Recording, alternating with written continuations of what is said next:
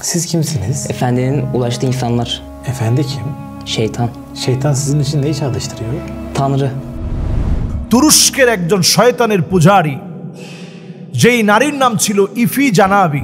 ইফি জানাবি নামের এই নারী শয়তানের পূজারী, দীর্ঘদিন ধরে বছরের পর বছর ইফি জানাবি শয়তানের পূজা করেছে। তার চেহারাটা দেখলেই আপনারা দেখবেন আগের যে চেহারাগুলো ছিল ইউটিউবে সেগুলো আছে। সে অনেক বিখ্যাত শয়তানের পূজারী, ইলুমিনিটির সদস্য ছিল। এই ইফি জানাবি সে তার বিভিন্ন ভিডিওতে শয়তানের কর্মকাণ্ডগুলো, সে কোন কোন কাজ করে শয়তানের পূজারী হওয়া যায়, যেমন এই 2 আঙ্গুল ব্যবহার করা, এই সিম্বল দেখানো, এগুলো ইফি জানাবি সবসময় প্রচার করে গেছে। এবং সিংহের মতো একটা আকৃতি তৈরি করা, ঠোঁটের এই 2 কোণে 2টি লোহার রিং ঠোঁটের এই 2 কোণে লাগিয়ে মাঝখানে এখানে আরেকটি রিং ব্যবহার করা, বাফেলোর মতো আকৃতি তৈরি করা, বাফেলোর মতো একটা আকৃতি তৈরি করা, ভেড়ার মতো একটা আকৃতি। আল্লাহ রাব্বুল আলামিনের শ্রেষ্ঠ সৃষ্টি মানুষ হওয়ার পরেও নিজের চেহারার ভিতরে বাফেলোর মতো একটা আকৃতি তৈরি করা, কানগুলোকে কেটে সেটে একটু লম্বা করা।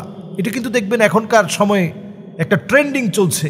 অনেকেই চায় যে আমি আমার চেহারাকে একটু বিকৃত করব, বিভিন্ন ট্যাটু এঁকে এরপরে কানটাকে একটু বিকৃতভাবে, কানের ভিতরে 2টা রিং লাগিয়ে, এখানে আরও অনেকগুলো রিং লাগিয়ে, মাথার চুলটাকে একটু অন্যরকম কাটিংয়ে কেটে, কেমন যেন একটা ভিন্ন রুচির, ভিন্ন গ্রহের মানুষ নিজেকে প্রমাণ করা। এটা শয়তানের পূজারীদের কাজ।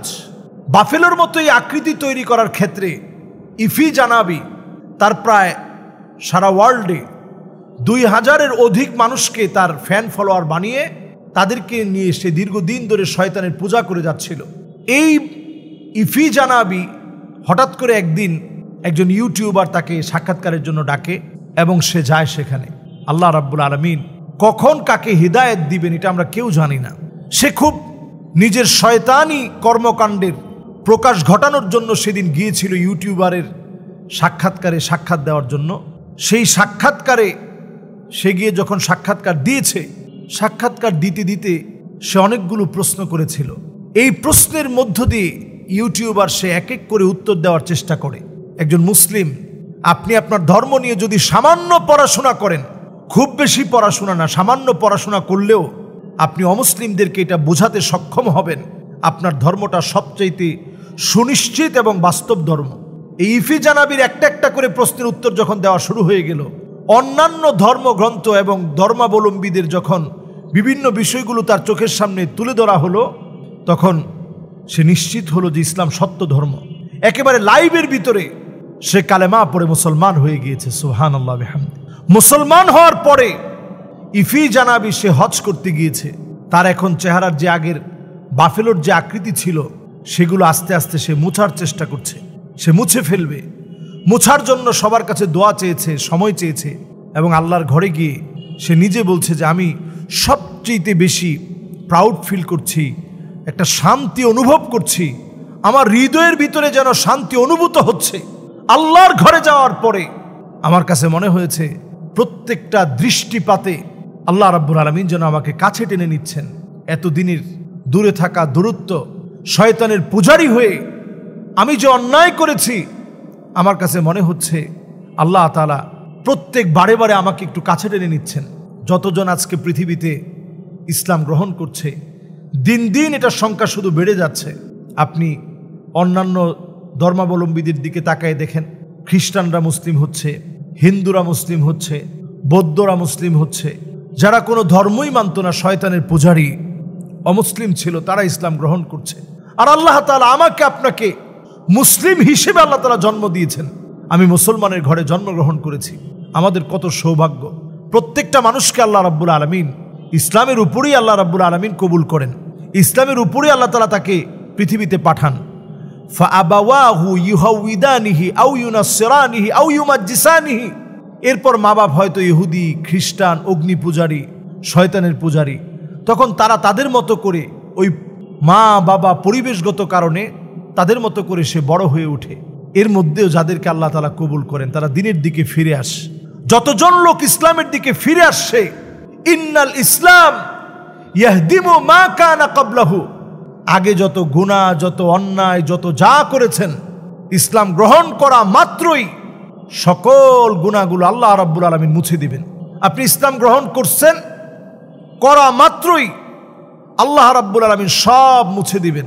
আগের সকল গুনাহ, সকল অন্যায়, সকল অপরাধ সব আল্লাহ রাব্বুল আলামিন তখন মুছে দেন যখন আপনি আল্লাহ রাব্বুল আলামিনের জন্য, আল্লাহ রাব্বুল আলামিনের কাছে নিজেকে সঁপে দিয়ে আল্লাহ রাব্বুল আলামিনের জন্য আপনি হয়েছেন।